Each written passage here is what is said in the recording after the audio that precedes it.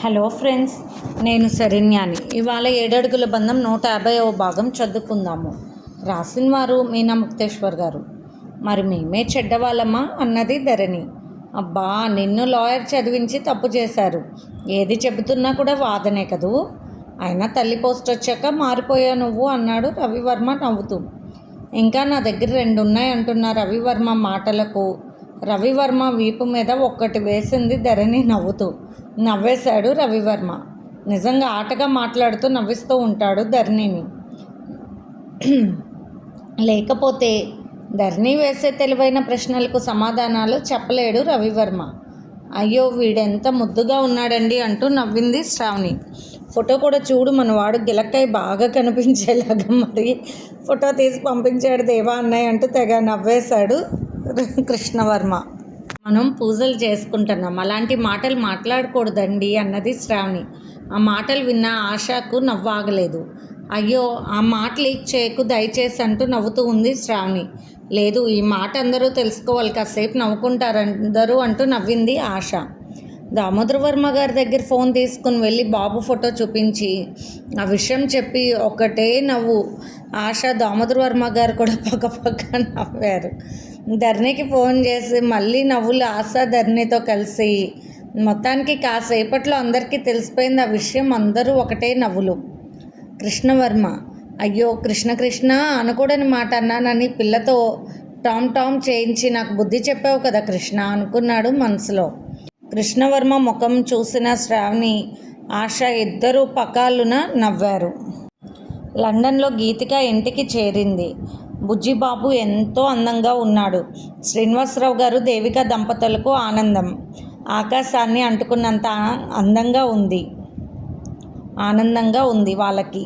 శ్రీనివాసరావు గారు తమ్ముడితో మాట్లాడుతూ చాలా వరకు నీలాగే ఉన్నాడు రాని మనవడు అంటూ ముచ్చట పడిపోయారు. గది లోపల పడుకుని ఉంది గీతిక. తన బాబుని చూసుకుంటూ తెగ మురిసిపోతూ ఉంది. దేవా, వీడికి పాలు వద్దంటున్నాడు అన్నది గీతిక. సరిపోయింది, వాడు వద్దు అనడానికి నీ అంత పెద్దవాడా ఏమిటి? తాగడం రాక అవస్థలు పడుతున్నాడమ్మా. హాస్పిటల్లో నర్సులు పట్టించారు కదూ, ఇక్కడ నీకు చేత కావడం లేదు అంటూ నవ్వాడు దేవా. ఎంత అందంగా ఉన్నాడు ముచ్చటగా బాబు అని నవ్వుతూ ఉన్నాడు దేవా. ఒకసారి బాబుని ఎత్తుకుని ముద్దాడి మళ్ళీ వాళ్ళ అమ్మ దగ్గర పొడికేశాడు దేవా. వాళ్ళ మాటలు విని దేవికా గారు లోపలికి వెళ్ళబోతుంటే శ్రీనివాసరావు గారు చేయి పట్టుకున్నారు. పిలిస్తే వెళ్ళు దేవిక, కొన్ని పనులు వాళ్ళే చూసుకుంటారు. ఈ రోజుల్లో పిల్లలు చాలా తెలివైన వాళ్ళంటూ నవ్వేశారు ఆనందంగా. చూడు, ఇలా పట్టుకుని ఇలా వాడి నోట్లో పెట్టాలి సరేనా అంటూ చెయ్యి ఇలా పెట్టు, నేను ఇటు దిండు పెడతాను సరేనా అంటూ దేవా మాటలు విని కళ్ళెగరేశారు శ్రీనివాసరావు గారు భార్య వైపు చూసి. దేవిక సిగ్గుపడుతూ వంటగదిలోకి వెళ్ళిపోయింది. ఇదివరకు రోజుల్లో తమకేమీ తెలిసేది కాదు. ఎంతసేపు ఫ్యాక్టరీ పనుల్లో అన్ని పనుల్లో ఉండేవాళ్ళు. బిడ్డల్ని ఎలా కన్నారో ఎలా పెంచారో కూడా కనీసం తండ్రులుగా పెద్ద పట్టించుకునే వాళ్ళం కాదు. కానీ పిల్లలకి ఏది కావాలో వారిని బయటకు తీసుకువెళ్ళడంలో, వారిని ముద్దు చేసి బుజ్జగించి లాలించడంలో మాత్రం నిర్లక్ష్యం చేయలేదు. చంటి బిడ్డలుగా ఉన్నప్పుడు అసలు ఏ బాధ్యత తమ దాకా వచ్చేది కాదు. అన్నీ కూడా అమ్మ దేవిక వాళ్ళే చూసుకునేవాళ్ళు అని ఆలోచనలో పడ్డారు శ్రీనివాసరావు గారు. శ్రీనివాసరావు గారికి తన చిన్నతనంలో జరిగిన ఒక విషయం బాగా గుర్తొచ్చింది. తనకు కాస్త ఊహ తెలుసు. అమ్మ చాలా పెద్ద పొట్టతో అలా కదలలేకుండా ఉంటే ఎవరూ సహాయం చేయడానికి ఉండేవాళ్ళు కాదు. ఉండడానికి ఇల్లు ఉంది, అన్నీ ఉన్నాయి, కానీ సహాయం చేయడానికి మనుషులు ఉండేవారు కాదు. ఆ రోజుల పరిస్థితుల్లో ఎవరిని నమ్మాలో ఎవరిని నమ్మకూడదో తెలియక అమ్మ ఎవరి సహాయం తీసుకుని ఉండదు. నాన్నగారు కూడా లేకపోవడంతో భయపడేది కాబోలు. ఆనంద్ పుట్టినప్పటి రోజు గుర్తుకు వచ్చింది శ్రీనివాసరావు గారికి. ఒక్కసారిగా కళ్ళల్లో నీళ్లు తిరిగాయి. ఆ రోజుల గుర్తు చేసుకుంటే ఎంత బాధగా ఉంటాయి. నిజంగా ఇప్పటి రోజుల వారికి ఏమీ తెలియదు, ఓర్పు లేదు, నేర్పు లేదు. ప్రతి విషయాన్ని ఎవరో ఒకరు పట్టించుకున్నా కూడా ఇంకా చిన్నపిల్లల్లా అన్ని సహాయం కోసం ఎదురు చూస్తూ ఉంటారు. కానీ ఆ రోజుల్లో అమ్మ ఎవరి సహాయం ఆశించలేదు. నిండుగా ఉన్న అమ్మ అన్ని పాత బట్టలు ఇంకా ఏవేవో ఆ గదిలో సర్దుకుంటూ ఉంటే గుర్తుకొచ్చింది. కళ్ళ ముందు కదిలినట్టుగా అనిపించింది శ్రీనివాసరావు గారికి. వంట పనిలో పడ్డారు దేవిక. బిడ్డను చూసుకుంటూ మురిసిపోతూ గదిలోనే ఉన్నారు దేవా దంపతులు. దివాన్ కాట్ మీద పడుకుని ఉన్న శ్రీనివాసరావు గారి ఆలోచనలు గతం వైపు పరుగులెత్తాయి.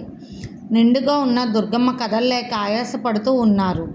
పెద్దోడా ఇలా రారా, ఇవి కాసి చల్లార్చిన మంచినీళ్ళు అన్నీ అక్కడికి చేర్చు అంటూ పుల్లల పొయ్యి వెలిగించి నీళ్లు కాసి పక్కన పెట్టుకున్నారు. పాపం ఈ బట్టలు ఆ మంచం మీద పెట్టయ్యా అంటూ లోపల గదిలో మంచం వేసుకుని దాని మీద పాత దుప్పటి వేసుకుని ఉన్నారు దుర్గమ్మ గారు.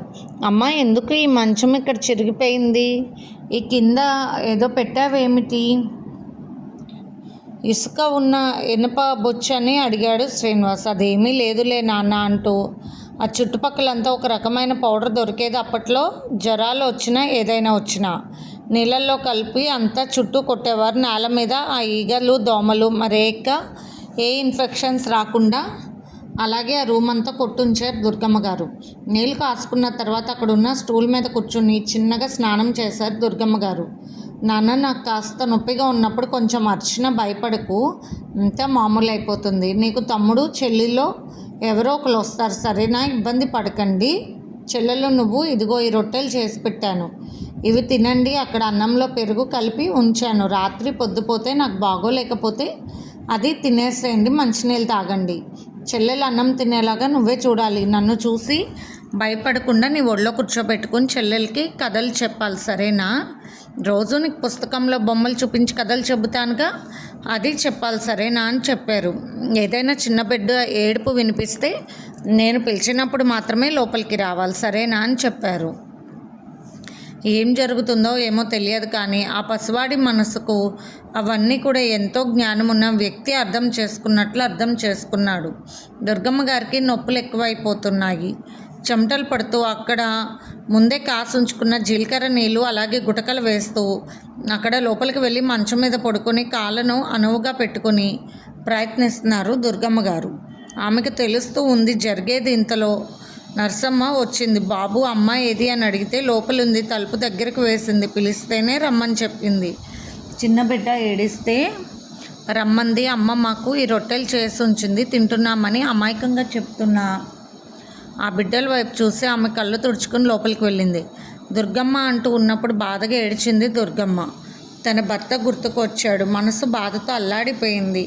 అదంతా దిగమింగుతూ ప్రాణాలను కిందకు నెడుతూ అవస్థపడుతున్న దుర్గమ్మకు ఎంతో సహాయం చేసింది నర్సమ్మ. కాన్పు వెంటనే అయ్యింది. పండులాగా తెల్లటి పిల్లాడు పుట్టాడు. ఎంత అందగాడమ్మా వీడు, నా నొక్కు జుట్టు చూడు, అసలు చాలా బాగున్నాడు, కన్ను ముక్కు తీరు బాగున్నాయి దుర్గమ్మ అంటూ బిడ్డకు చేయాల్సిన పనులు చేసి వేడి నీళ్ళు పేగు కట్ చేసి కొత్త కత్తెర అన్నీ రెడీగా పెట్టుకుంది దుర్గమ్మ. ప్రతిదీ కూడా తన దగ్గర పెట్టుకుంది దుర్గమ్మ. ఇవన్నీ ఇలా పెట్టుకున్నావే మా దుర్గమ్మ అని అడుగుతున్న నర్సమ్మ మాటకు నీకు చెప్పాను కదా, కానీ కుదురుతుందో లేదో అని అనుకున్నాను. నువ్వు కూడా ఎవరికో కాన్పు చేయాలని అన్నావు కదా, అందుకని నా జాగ్రత్తలో నేనున్నాను నర్సమ్మ అంటూ ఏడుస్తూ ఉన్నది. దుర్గమ్మ తల నిమురుతూ, అమ్మ బాధపడుకు తల్లి అంటూ బిట్టుకు చేయాల్సిన పనులన్నీ చేసి శుభ్రంగా స్నానం చేయించి పక్కన పడుకోబెట్టింది నర్సమ్మ. మిగిలిన వేడి నీళ్ళు అక్కడే కాసి పొంత కాగులో వేడిగానే ఉంటాయి అని నీరసంగా చెప్పింది దుర్గమ్మ పొట్టను బాగా నొక్కేసింది నర్సమ్మ మెలకువతో. చెడు రక్తం అంతా కూడా కిందున్న ఇసుక ఇనుప బొచ్చులోకి పడిపోయింది. ఆ తర్వాత నర్సమ్మ అన్నీ శుభ్రం చేసి, ఎంత తెలివమ్మ నీకు దుర్గమ్మ, ఇవన్నీ నువ్వే ఏర్పాట్లు చేసుకున్నావా తల్లి, నొప్పులు పడుతూ అంటూ ఆమెకు దుఃఖం ఆగలేదు. అక్కడ కాన్పు అవ్వకుండానే బిడ్డ అడ్డం తిరిగిందని ఆసుపత్రికి పోయారు కాబట్టి ఎటు రాగలిగానని బాధపడింది మనసులో నర్సమ్మ. ఇల్లంతా శుభ్రం చేసేసింది నర్సమ్మ. పిల్లలు పుట్టకుండా ఆపరేషన్ చేస్తున్నారు వారం రోజుల్లో. ఇక్కడ గవర్నమెంట్ వాళ్ళు వచ్చి ఉన్నారు దుర్గమ్మ అని చెప్పింది నర్సమ్మ. ఒక రకంగా నవ్విన దుర్గమ్మ, నా భర్త వచ్చినప్పుడు చూస్తాను నర్సమ్మ అన్నది బాధగా. సర్లేమ్మా, ఆవేదన పడకు అంటూ మీకు తమ్ముడు పుడతాడురా, అంత అందగాడో చూడండి పుట్టాడు అంటూ శ్రీనివాసు యశోదాన్ని పిలిచి చూపించింది నర్సమ్మ. తమ్ముడు ఇంత తెల్లగా ఉన్నాడు, నేను నల్లగా ఉన్నాను ఎందుకు అన్నాడు శ్రీనివాసు. పుట్టినప్పుడు నువ్వు అలాగే ఉన్నావు లేరా, బాధ ఎందుకు అంటూ నీరసంగా నవ్వింది దుర్గమ్మ. పిల్లలకు సాయంత్రానికి రేపటి ఉదయానికి కూడా అన్ని తిండ్లు ఏర్పాట్లు చేసింది ముందే దుర్గమ్మ. తను ప్రసవిస్తే తాగాల్సిన కషాయం కూడా కాసుకుని రెడీగా పెట్టుకుంది. పాపం కొద్దిగా ఆమెకు మైల కనిపించేసరికి అనుమానంతో ముందుగానే అన్ని ఏర్పాట్లు చేసుకుంది. అనుభవం ఉన్న తల్లి కదూ అని మనసులో బాధపడింది నర్సమ్మ. రొట్టెలు తింటూ అమ్మ ఏం చేస్తుందని లోపలికి వెళ్ళి చూస్తూ, అమ్మ తను వెళ్ళినప్పుడు నవ్వుతూ లేనప్పుడు ఏదో బాధగా పడుతున్నట్లు గమనించిన శ్రీనివాస్ కళ్ళు తుడుచుకుంటూ వెళ్ళాడు. ఎడుతున్నావా అన్నయ్య అంటున్న చెల్లెల్ని చూసి లేదమ్మా ఏడవటం లేదని కళ్ళు తుడుచుకుని పెద్దరికంగా ప్రవర్తించేవాడు శ్రీనివాస్. నే పిల్లల జ్ఞానవంతమైన పిల్లలమ్మ, నీకు ఏ బాధ వద్దు అంటూ బాలింతరాలకు చేయాల్సిన ఏర్పాట్లన్నీ కూడా చేసి మొత్తం జాగ్రత్త పెట్టి వెళ్ళింది నర్సమ్మ. ఎంతో నీరసంగా ఉన్న దుర్గమ్మ బయట వసారాలోకి వచ్చి అక్కడ ముందే ఏర్పాటు చేసుకున్న మంచం మీద పడుకుంది. బిడ్డ ఉయ్యాల్లో పడుకొని నిద్రపోతున్నాడు. సాయంత్రం వరకు పాలు ఇవ్వద్దు దుర్గమ్మ, మస్ట్ కూర్చున్నాక తర్వాత ఇవ్వచ్చు, మస్ట్ సరిగ్గా కూర్చోలేదు, నేను వస్తాను, పిల్లవాడికి పొట్ట ఎత్తుగా ఉంది, నేను తైలం తీసుకొస్తానంటూ వెళ్ళింది నర్సమ్మ. చందమామలా మెరిసిపోతున్న బిడ్డను చూస్తూ బాధపడిపోయింది దుర్గమ్మ. ఇంత అందగాడు నాకు పుట్టాడు, మీ నాన్న చూస్తే ఎంత సంతోషపడిపోతాడో అని కళ్ళు తుడుచుకుంది దుర్గమ్మ. దుర్గమ్మ, మీ ఆయన అందంగానే ఉంటాడు, ఎలా అయినా నువ్వు చామన్ ఛాయ అంటూ తన తోటి స్నేహితులు ఎగతాళి చేసేవాళ్ళు. నిజమే, తను రంగు తక్కువ, ఆ రంగే తన పెద్ద కొడుక్కి పడిందనుకుంది దుర్గమ్మ. ఫ్యాక్టరీ దగ్గర నుండి 2 వ్యక్తులు వచ్చి పనితీరు ఇలా ఉందమ్మా, ఇలా జరుగుతుంది, మీరు వచ్చే వరకు జాగ్రత్తగా చూసుకుంటాను, జీతాలు ఇచ్చాను, ఏ రోజు బయట ఆ రోజు ఇచ్చేస్తున్నాను, మీరు చెప్పినట్లే పని బాగా కదిలింది, డబ్బులు బాగా వచ్చాయి ఈరోజు అంటూ డబ్బులు తీసుకొచ్చి అక్కడ పెట్టాడు. దుర్గమ్మ పరిస్థితి చూసి అతనికి కళ్ళని లాగలేదు. అమ్మ, ఆడకూతురు ఒంటరిగా ఇన్ని బాధలు ఈ బిడ్డలతో ఎలా పడుతున్నావు, కాన్పు కూడా జరిగిందా తల్లి, ఎవరిని పిలవవు, ఏమీ చెప్పవంటూ కన్నీరు పెట్టుకున్నాడు. ఆ ధనుంజయ్ ఏమైపోయాడో తెలియదు. బజారు వెళ్ళి ఒక బాలింతరాలు కావాల్సిన వస్తువులన్నీ తీసుకొచ్చి అక్కడ పెట్టాడు చెప్పకుండానే. అతని చెల్లెలు ప్రసవించి ఇంట్లో ఉండడంతో అతనికి అన్నీ తెలిసాయి. అన్న తోబుట్టువులా ఇవన్నీ తెచ్చావంటూ కన్నీరు పెట్టుకుంది దుర్గమ్మ. వద్దమ్మ, బాలింతరాలివి, తలపట్టేస్తుంది, అలా చేయకూడదని మా అమ్మ మా చెల్లికి చెప్తుంటే విన్నాను తల్లి, ఫ్యాక్టరీని జాగ్రత్తగా చూసుకుంటాను, చేరిన నిన్న గుమ్మస్తా కూడా మంచివాడు, ఇబ్బంది లేదమ్మా, ఆ విషయాల గురించి మీరు వచ్చి బాధ్యతలు తీసుకునే వరకు ఏ ఇబ్బంది లేకుండా నేనే చూస్తాను, నా బిడ్డలను రక్షించాడు ధనుంజయ, నేను మర్చిపోలేనంటూ కన్నీరు పెట్టుకున్నాడు అతను. ఆ రోజులు ఎంతో స్వచ్ఛమైనవి. ఒకరి కోసం ఒకరు బాధపడేవారు, చెప్పకపోయినా ఒకరి కష్టాన్ని ఒకరు తెలుసుకుని వచ్చేసేవారు, ఎంతో సహాయంగా ఉండేవారు అప్పటి రోజులు. చిన్నతనమైన తన కళ్ళ ముందే కదిలినట్లు ఉన్నాయి శ్రీనివాసరావు గారికి. అవన్నీ గుర్తు చేసుకున్న శ్రీనివాసరావు గారి కళ్ళు ఎర్రగా అయిపోయాయి. దేవికా గారు వచ్చి, ఏమిటండి అమ్మాయికి బాగానే ఉంది, ఎందుకు మీరు ఇలా ఉన్నారంటూ బాధగా అడిగింది. ఏమీ లేదు దేవిక, నా కన్న తల్లి ఒంటరిగా బిడ్డను కని మమ్మల్ని పసిబిడ్డలుగా చూసుకున్న రోజులు గుర్తొచ్చాయి. నీకు చెప్పాను కదా అవన్నీ, అవి ఈనాడు నా కళ్ళ ముందు కదిలాయి. నా బిడ్డ పసిబిడ్డను పక్కలో వేసుకుని పడుకుంటే అవన్నీ గుర్తుకొచ్చాయి. ఈరోజు ఈ బిడ్డ ఎంత అందంగా ఉన్నాడో అంత అందంగా ఉండేవాడు మా తమ్ముడు ఆనంద్ అంటూ చెబుతున్న శ్రీనివాసరావు గారి కళ్ళల్లో మళ్ళీ నీళ్ళు తిరిగాయి. అవన్నీ వింటున్న దేవ, గీతిక ఇద్దరు మొక్కలు చూసుకున్నారు. ఇద్దరు కళ్ళల్లో నీళ్ళు. దేవ, గీతిక కళ్ళు తుడిచి, తప్పు, ఇటువంటప్పుడు కన్నీరు పెట్టుకోకూడదు, బాధపడకూడదు, బిడ్డకు తేడా చేస్తుంది, నీకు తేడా చేస్తుందని చెప్పాడు. బిడ్డకు తేడా చేస్తుందంటేనే తల్లికి అర్థమవుతుంది, అందుకే ఆ మాట కలిపి చెప్పాడు దేవ. రాజశేఖర్ నిలయంలో అందరూ సందడిగా ఉన్నారు. గీతికకు బాబు పుట్టాడని అందరూ కూడా వీడియో కాల్లో బాబుని చూడాలని టీవీ స్క్రీన్కి సెట్ చేసుకున్నారు. అందరూ కూడా కూర్చుని ఉన్నారు. దుర్గమ్మ గారు, ధనుంజయ్ గారు, ఆనంద్ గారు, సుప్రజ, రవివర్మ, ధరణి, కృష్ణవర్మ, శ్రావణి, మంజీర వర్మ, ఆశ, దామోదర్ వర్మ గారు, హైదరాబాద్ నుండి యశోద, నారాయణరావు గారు, రాజా కూడా రావడంతో అందరూ కూర్చుని చూస్తున్నారు. విశ్వనాథ్ గారి దంపతులు కూడా వచ్చారు చాలా హడావుడిగా. వసుంధర గారిని కూడా తీసుకొచ్చారు. అందరూ కూడా వీడియో కాల్ కనెక్ట్ చేసుకున్నారు. ముందుగా శ్రీనివాసరావు గారు దేవిక దంపతులను చూసి అందరూ కూడా మాట్లాడుతూ అక్కడ క్షేమ సమాచారాలు విషయాలు అన్నిటినీ కూడా కనుక్కున్నారు. ఒకరికొకరు తెలియకుండానే కళ్ళల్లో నీళ్ళు కదులుతూ ఉన్నాయి.